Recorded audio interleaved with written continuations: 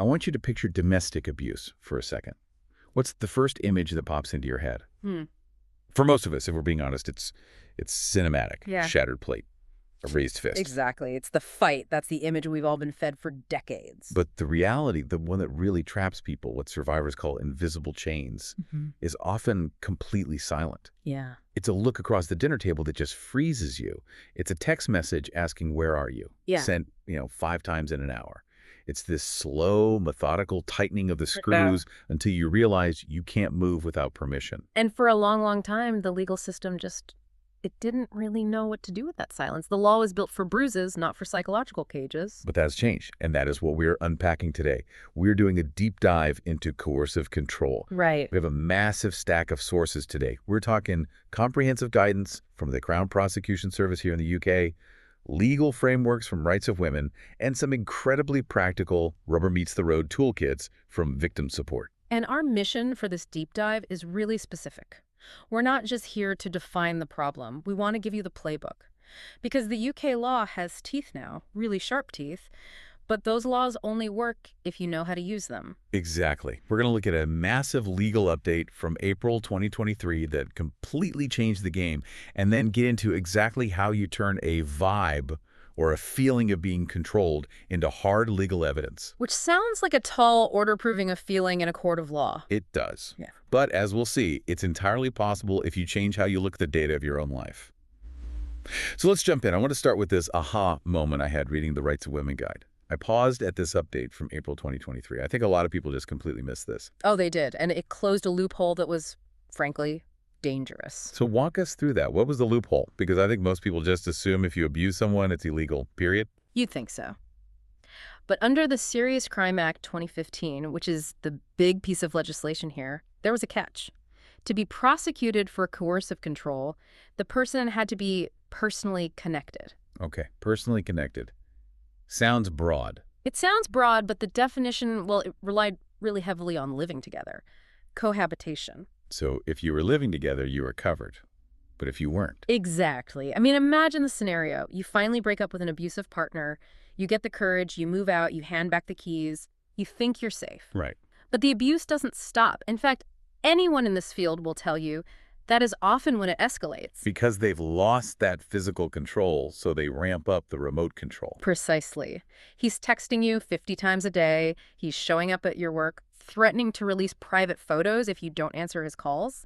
Under the old rules, because you weren't living together anymore, trying to fit that into the specific coercive control legal box was just incredibly messy. Which is wild.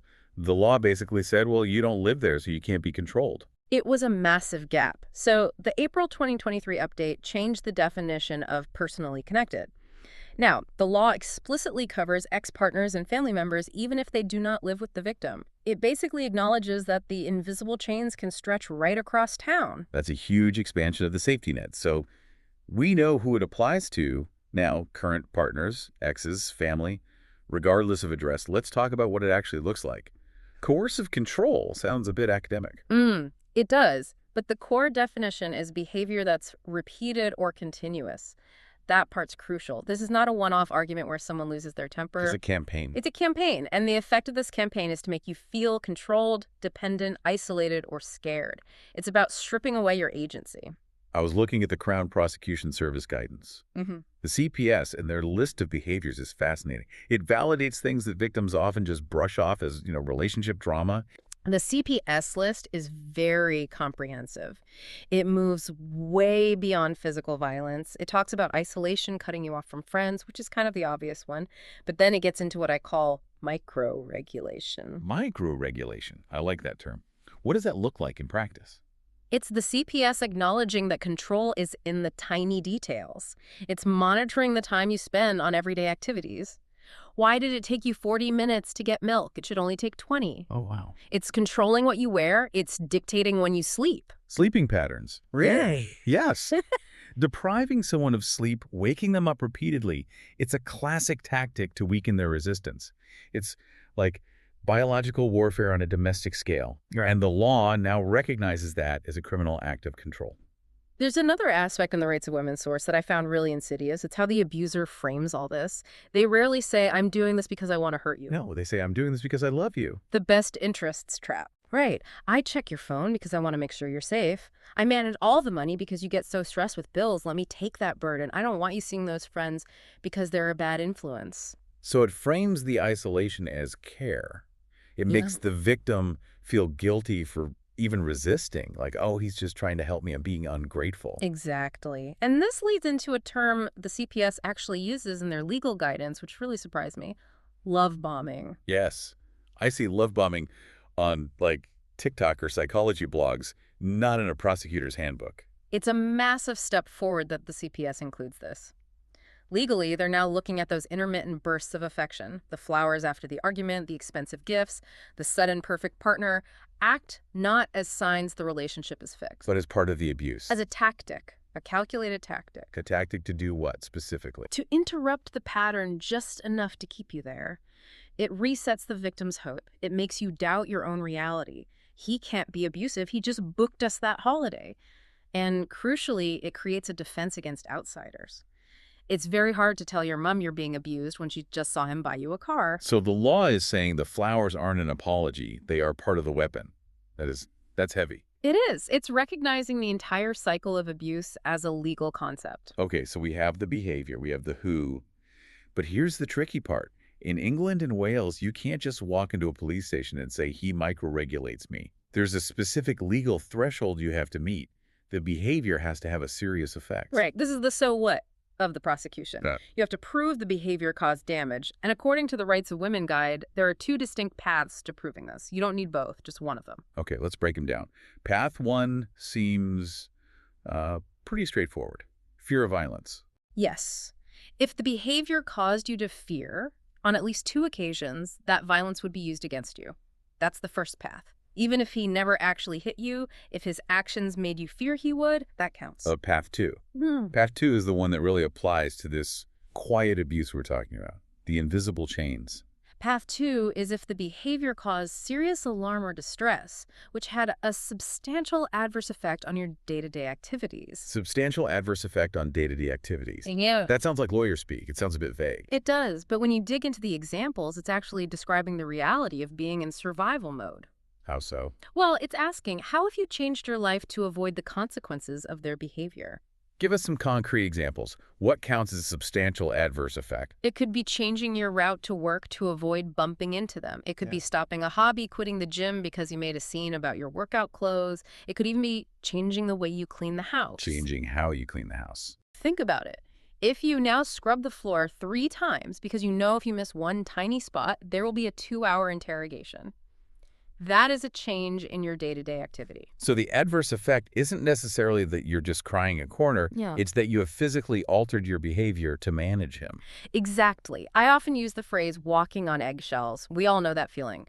But in court, walking on eggshells is an emotion. It's subjective. Right.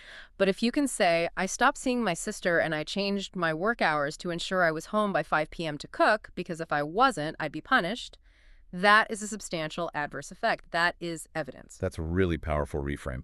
You're taking the internal anxiety and pointing to the external change it caused. Yes. Yeah. You're proving the control by showing the constraints that you're living under. Which brings us to the hardest part, the documentation. Because the sources are very clear about this. Victims of coercive control often feel like their brains are just mush. Cognitive overload. You're spending 100% of your energy scanning for threats. You don't have the bandwidth to also be a legal secretary. You're just trying to survive the next hour.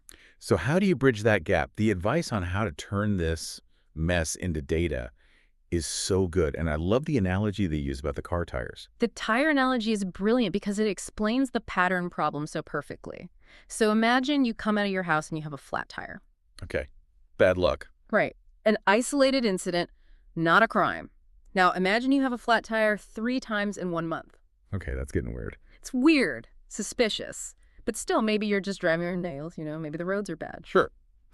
But if you have a flat tire 3 times in a month, and every single time it happens is immediately after you've done a child visitation handover with your ex, now you have a pattern. Right. The context creates the crime. So when you are documenting, you can't just write down flat tire. No. You have to document the context. And this brings us to the frequency and impact model. This is the gold standard for your diary or your log. Break that down. Frequency and impact. So, a lot of victims make the mistake of journaling their feelings. They'll write, "He was so mean today, I felt terrible," which is valid for therapy, of course, but for the police, it's subjective. It's he said, she said. So what does the frequency part look like? You need numbers. Between January 1st and January 30th, I received 150 text messages. 150. That's a hard number. It's hard to argue with a number. Exactly. That's the frequency. Then you add the impact. Because of these messages, which were threatening, I missed my sister's wedding, or I was unable to focus at work and I got a written warning. I see. You're connecting the action directly to the cost. Action A caused consequence B. Yes. It takes the emotion out of the presentation and puts the facts front and center. And the recommendation from the legal experts is to actually categorize these in your log. Use the headings from the law itself. You mean literally write financial control at the top of a page? Yes. Create a section for financial control, a section for isolation, one for intimidation. List the incidents under those headings. You're essentially doing the prosecutor's homework for them. You're showing them exactly which legal box the behavior fits into. That is such practical advice. It stops it being a rambling story and turns it into a case file. Now, obviously, we are talking about keeping logs, keeping diaries, but the sources all have a massive red flashing warning here about safety. A huge warning. This is critical. If you are living with a controller, your phone is likely monitored. Your laptop might be mirrored. He might know all your passwords. So downloading a specific domestic violence log app could actually be dangerous. It could trigger an escalation if he finds it. If he sees you documenting him, that is a direct threat to his control. The advice is strict digital hygiene. What did that look like? If you use an app, use a hidden one. There are apps designed to look like a calculator or a newsfeed, but are actually secure vaults. Or go old school, a paper diary kept at work in your locker, an email account that you only access from a library computer and never log into on your own phone. So never leave a trail that leads back to you until you are completely safe. Exactly. It's almost like spycraft. You're operating behind enemy lines. Let's flip the perspective for a minute. We've talked about the victim, but how does the law look at the suspect? We mentioned the best interest defense earlier, the abuser who claims they didn't mean any harm. I didn't know locking her in the bedroom would upset her. I thought she needed a nap. This is where the reasonable person test comes in. It's a court's way of cutting through all that gaslighting. The law doesn't actually care if the abuser claims they didn't know they were hurting you. Really? So their intent doesn't matter? Well, the question the court asks is, would a reasonable person in possession of the same information know that this behavior would have a serious effect? So ignorance isn't a defense? No. If a reasonable person would know that locking an adult in a bedroom causes distress, then the abuser is liable, even if they say, "I just wanted to keep her safe." It holds them to a societal standard of decency. That's reassuring. It essentially says, we don't buy your excuse. And I noticed the CPS has also shifted their strategy to something called a suspect-centric approach. And that sounds like a police procedural buzzword. What does it mean? It's a very important shift. Historically, the justice system was victim-centric in a bad way. They would look at the victim and ask, why does she stay? Why did she agree to hand over her wages? Why didn't she fight back? Right, putting the burden on the victim to explain their survival. Why didn't you just leave? Exactly.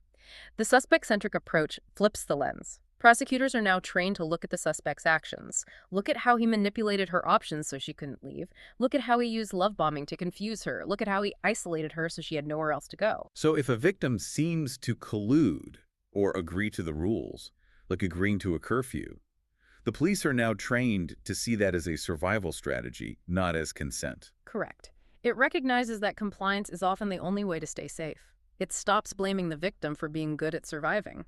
That is a profound shift in how we understand abuse. Oh. It validates the complexity of it all.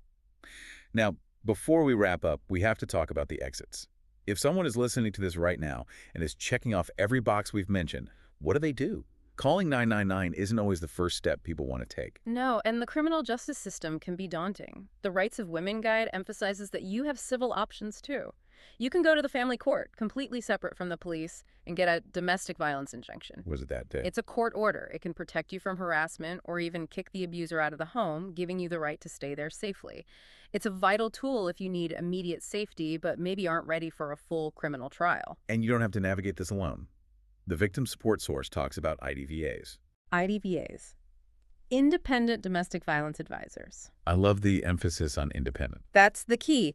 They don't work for the police. They don't work for social services. They work for you. They are your navigator. What do they actually do on a practical level? They help you create a safety plan. They help you figure out how to collect that evidence we talked about without getting caught. They can stand by you in court.